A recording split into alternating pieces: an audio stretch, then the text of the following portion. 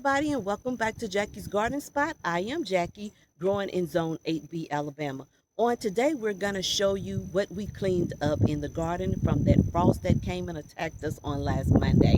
And our Dixondale onions came in, so we will be planting those out together. Come on and let's get started. We're going to start over here in this area because this was the target area from the frost. So I'll go through and show you just how much I've cut back and what we have remaining here, because I did have to come through and pull a lot out. It pained me to do that, but it was needed. And so what we have left, we have our broccoli left here. It's very pretty, growing very big. And then we tried to clean up that bottom. I still have some that I need to come in and clean up in here.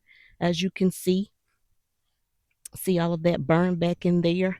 So I do still need to cut some of this back. And then this one was another broccoli. It's coming through. This one was, I think, a collard. I'm not sure what it was, but I'm hoping that it will bounce back. You see that? Yeah, so I tried to save that, but I pretty much think that I needed to go ahead and pull it up. I'm just trying to work with some of it and see. It may be a broccoli that's doing some side shoots there. Now that I'm looking closer, I think it is. But we're going to wait and see what happens with this one. And then on this one, it seems to be doing well, bouncing back. So we're going to wait and see. This was the cheddar broccoli, as you can see right here. And I was cutting it back. And then look, guys, we have one coming in there. So we're going to just keep watering, fertilizing, and we'll see. This was another, I think it's a cheddar broccoli too. But they seem to be trying to bounce back and do well. And I'm going to wait and see. This one was a little puny one, but it seems to be trying to bounce back. So I'm going to leave it there because guess what?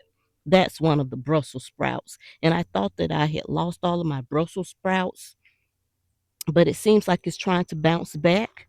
That one I did a heavy cut back on. I think it's either a cauliflower or broccoli. That's another Brussels sprout. So after I did a lot of trimming on them, they seem like they're going to be okay. That one may be gone. I don't know, but I did pull off the leaves. I think I need to go ahead and pull that one up and replace it. And then there's two more Brussels sprouts there. So I'm trying to work with them and trying to save them. So they are on life support, and we're going to see what we can do. Then we have that one and that one. And then let's go over here because I really needed to show you this. Okay, that is one of the cabbages. And then this is the other cabbage. That's one. And it did a little frost damage right there. So after researching it, I think I'm going to leave it because it was saying that if it is a healthy plant, then it will go ahead and bounce back and it doesn't matter. The only thing the frost will do to that is make it a sweeter tasting cabbage. So we're going to see about that one. And then that one is still looking very well right there. Look at the broccoli here. Of course, it has some damage that I did not cut out that I need to cut out, but the broccoli is doing well. I'm just so shocked and surprised by that broccoli and that cauliflower for that matter. So I think that we're going to be okay. It was just that we didn't expect that frost out of nowhere to come on so quick on us here because we don't get a frost here in Alabama. And I think I was looking at Dolores's garden with Zalima, and she was talking about that. She lives in Middle Georgia, and she had her channel on. If you don't follow her on YouTube, it's Dolores's garden, but she was showing the frost damage in her garden as well. So Georgia got hit, Alabama got hit. So we're trying to recover from this. And she has a bigger garden than I have. So she had a lot to clean out. And I was thinking that I was the only one until I was looking at her channel earlier and she was showing her things, but her garden still looks very good, comparably speaking. So next time, I guess we'll come out. We'll have to follow the news very well, the weather very well, and we'll have to come out and cover up. I've never covered my garden, but I think this has taught me a big lesson about covering your garden and row covers and all of that that people talk about. That I'm always like, I'm not going to do that. But I think that it would have saved some of my crops here this year. And then let's get over to this row with the mustards. They are looking so beautiful. They're coming along, and look at that. Got some frost damage right there and right there. But they are looking beautiful, guys. Look at that. Yeah. So, for the most part, though, we did get a lot. I think we got a chance to give 7 families turnips or collard greens this year, getting ready for Thanksgiving. So that was a win-win, considering my family got both collards and turnips out of this garden, and we are preparing for the holidays as well. So we are still harvesting as well. And look at, that's the red mustards. And I thought that I lost them, but looks like they're trying to bounce back. So it looks like I'm going to be okay. I was a little depressed because I was like, I'm cutting out a whole lot in my garden here. But it looks like as we continue to nurture and water and fertilize, I think that everything is going to be fine. It's going to take care of itself. Those are the collards that we just trimmed back a lot from, because we did harvest a lot of those. And over here, we did harvest a lot. And then those are the very new turnips that I planted out, and they look like they're doing very well. See that, guys? And then speaking of all of this, our Dixondale onions did come in, and so we'll be planting those out together as well today, as I stated before. Remember, those are the Egyptian walking onions and the green onions over there. So let's pan over to the other side of the garden and show you the results from the frost damage as well. This other row of rutabaga, I was looking at it again on yesterday, and I was cutting out some of the frost bitten leaves or the burnt back leaves. And so I said, well, if I continue to water this row, continue to nourish this row as well, maybe they'll bounce back. And I think that they are trying. See that? That one I don't know about. But look, it's already getting some new growth coming there, because I did the other day come through and cut back quite a bit, and then I went through and fertilized very well. Alabama collards are coming along very well. See that?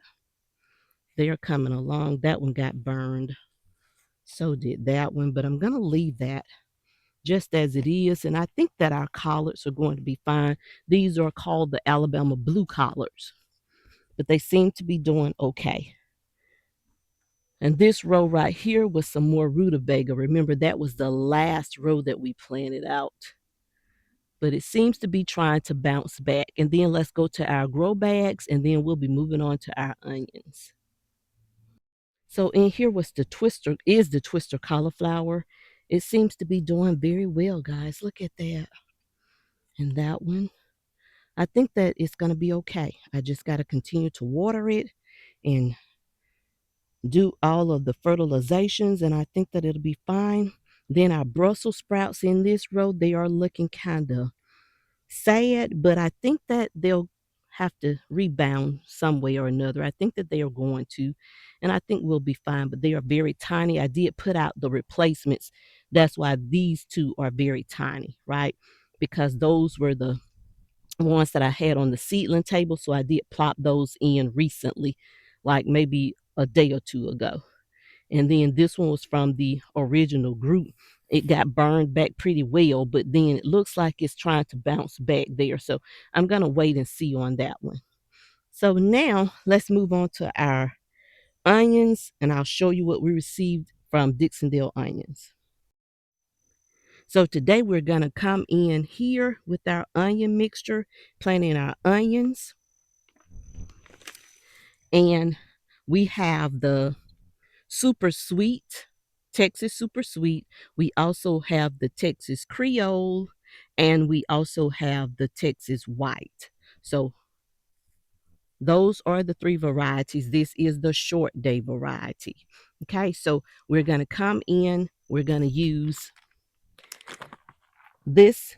I'm starting out with this, and I am using also some cow compost. My friends gifted me some cow compost. They have a cattle farm. So if you're interested in purchasing some cow compost, please leave me a comment below or either email me, because they do sell that cow compost. This is good nitrogen, organic nitrogen that you will need for your garden. Okay, so these onions are very heavy feeders, so I'm gonna hit them real hard with this nitrogen and this sulfur going in, and then as they start to bulb up, we'll back off of that and we'll come in with another fertilizer that's called Bloom. Okay, and we'll continue to heighten up those bulbs, to fatten up those bulbs. So let me stop talking so much and get started here with all of what I need to do. So I'm going to bring you along with me and watch what I do. And I'm going to start you off with showing you how I plan out my onion sets.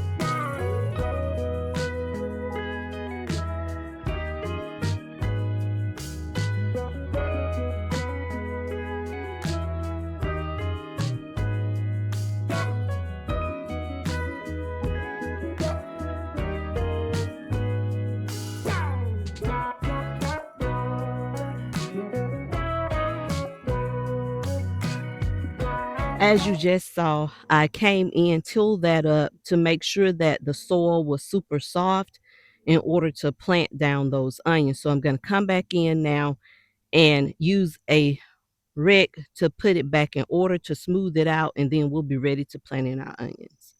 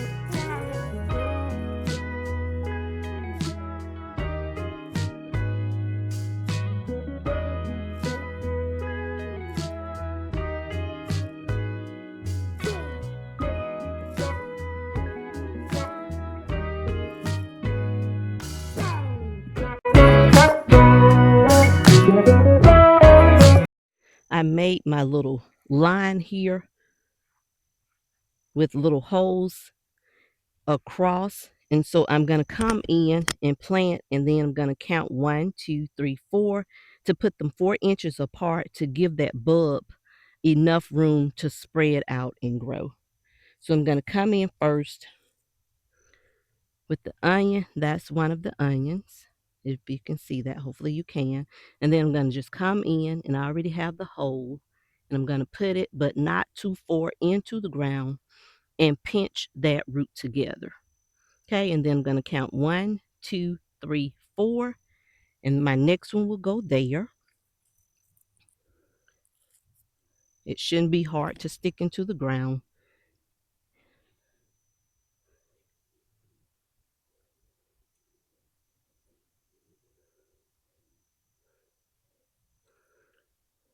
And I'm going to pinch it together again. 1, 2, 3, 4. That's another one.